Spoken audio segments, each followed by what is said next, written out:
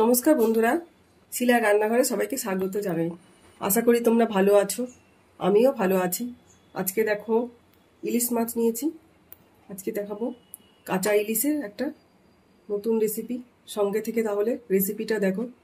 রেসিপিটা দেখার শুরুতে একটা লাইক দিয়ে দিও। ইউটিউব থেকে দেখলে ইউটিউব চ্যানেলটিকে সাবস্ক্রাইব করে পাশে থেকো। ফেসবুক থেকে দেখলে ফেসবুক পেজটিকে ফলো করো, সঙ্গে থেকো। দেখো কাঁচা ইলিশ মাছটা ধুয়ে নিয়েছি ভালো করে। এবার পরিমাণ মতন লবণ দিয়ে দিলাম, হলুদ দিয়ে দিলাম, আর অল্প সর্ষের তেল দিয়ে দেব। কাঁচা ইলিশ রান্না করতে গেলে এইভাবে রান্না করলে খুব স্বাদ হয়। আমার মা এইভাবেই তৈরি করতো, আজকে তোমাদের সঙ্গে শেয়ার করছি। এবার সব কিছু দিয়ে হলুদ লবণ দিয়ে সর্ষের তেল দিয়ে মাছটাকে ভালো করে মেখে 10 মিনিট রেখে দেবো।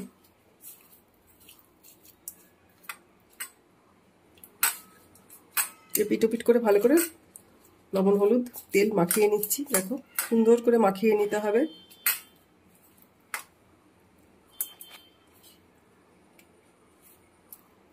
হলুদ লবণ তেল মাখানো হয়ে গেছে, এবার 10 মিনিট রেখে দেব। এবার একটা মশলা বেটে নেব। দেখো কাঁচা পাকা লঙ্কা দিয়ে একটা দুটো লঙ্কা নিয়েছি, আর 3টে ছোট ছোট পাকা লঙ্কা নিয়েছি। যারা আমার পুরনো ভিউয়ার্স তারা জানে যে আমি কাঁচা পাকা লঙ্কা দিয়েই সব রেসিপিগুলো তৈরি করি সিলে বেটে। আর নিয়েছি দেখো হলুদ সর্ষেটা ধুয়ে নিয়েছি, দিয়ে দিচ্ছি পাটাতে। আর নিয়েছি কালো সর্ষে।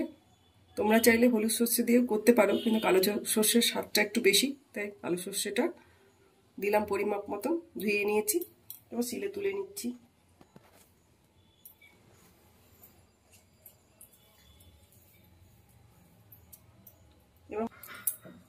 এবার মিহি করে মশলাটা বেটে নেব।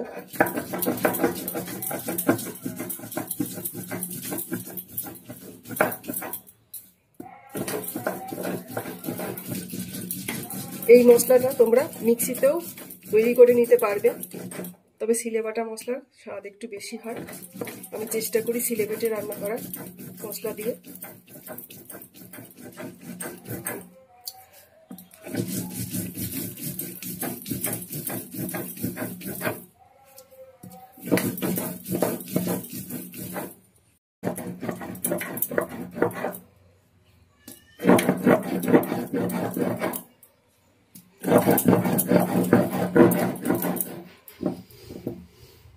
দেখো মিহি করে মশলাটা বাটা হয়ে গেছে, এবার তুলে নেব।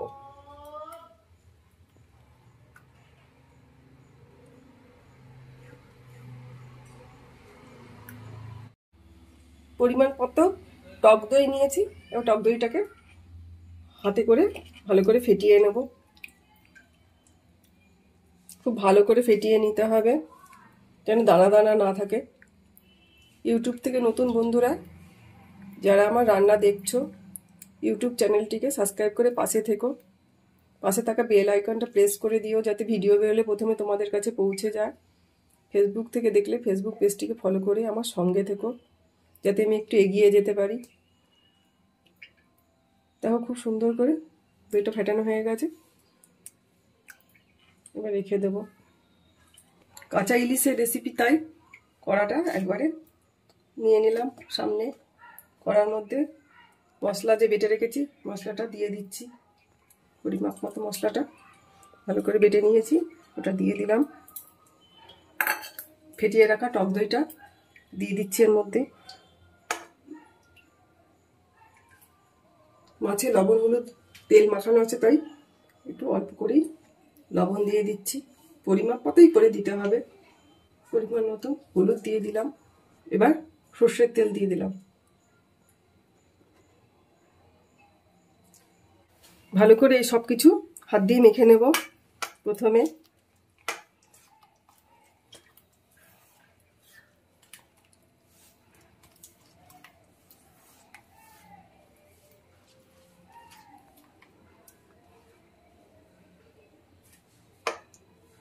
মশলাটা সব ভালো করে মাখা হয়ে গেছে।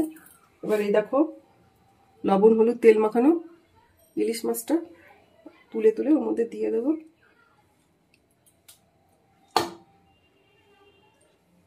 দিয়ে ভালো করে আবার মশলার সঙ্গে মাছটাকে মাখিয়ে নেব। কাঁচা ইলিশ মাছ এভাবে রান্না করলে খেতে খুব ভালো লাগে, গরম ভাতের সঙ্গে একদম জমে যাবে। আমার এই রেসিপিটা দেখে বাড়িতে তৈরি করে নাও। খুব সুন্দর করে ভালো মাখিয়ে দিতে হবে।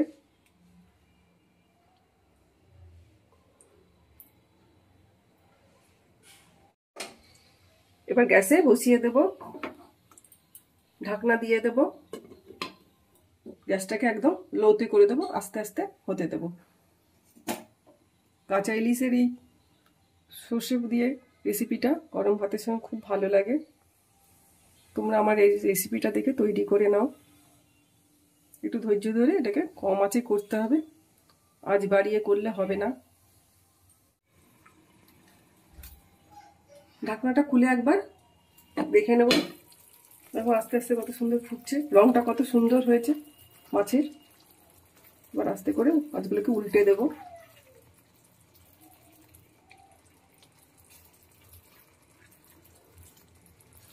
তোমার এই রেসিপিটা দেখে বাড়িতে তৈরি করো, খুব ভালো লাগে গরম ভাতে। এখন বর্ষাকাল, ইলিশ মাছের মরশুম, রেসিপিটা দেখে তৈরি করে নাও।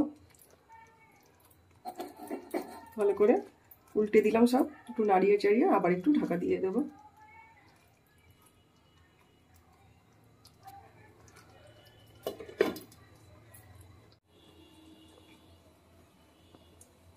তৈরি হয়ে গেল আমার কাঁচা ইলিশের রেসিপি। এবার গ্যাসটা বন্ধ করে দেবো, নামিয়ে দেখাচ্ছি কেমন হয়েছে তোমাদেরকে। এবার ঢাকনাটা খুলে নামিয়ে নিচ্ছি, তোমাদের দেখাই কেমন হয়েছে। একটা মাছ ভেঙে, খুব গরম দেখাতে পাচ্ছি না, এই দেখো একদম নরম হয়ে গেছে।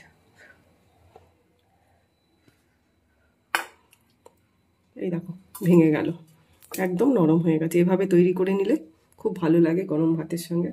কাঁচা ইলিশের হাতে মাখা রেসিপি। সবগুলো মাছ নামিয়ে নেব।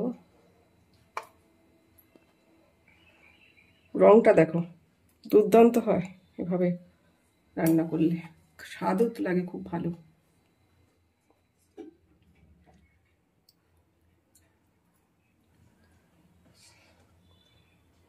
গ্রেভির রংটা দেখো, দেখেই খেতে ইচ্ছে করছে।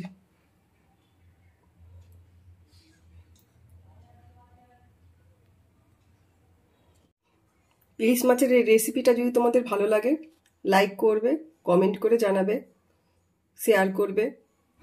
ইউটিউব থেকে দেখলে ইউটিউব চ্যানেলটিকে সাবস্ক্রাইব করে পাশে থেকো। পাশে থাকা বেল আইকনটা প্রেস করে দিও, যাতে ভিডিও বেরোলে তোমাদের কাছে পৌঁছে যায়। ফেসবুক থেকে দেখলে ফেসবুক পেজটিকে ফলো করে আমার সঙ্গে থেকো। ভালো থেকো সবাই, সুস্থ থেকো, পাশে থেকো। দেখা হচ্ছে আবার অন্য কোনো রেসিপি নিয়ে তোমাদের সঙ্গে। ধন্যবাদ।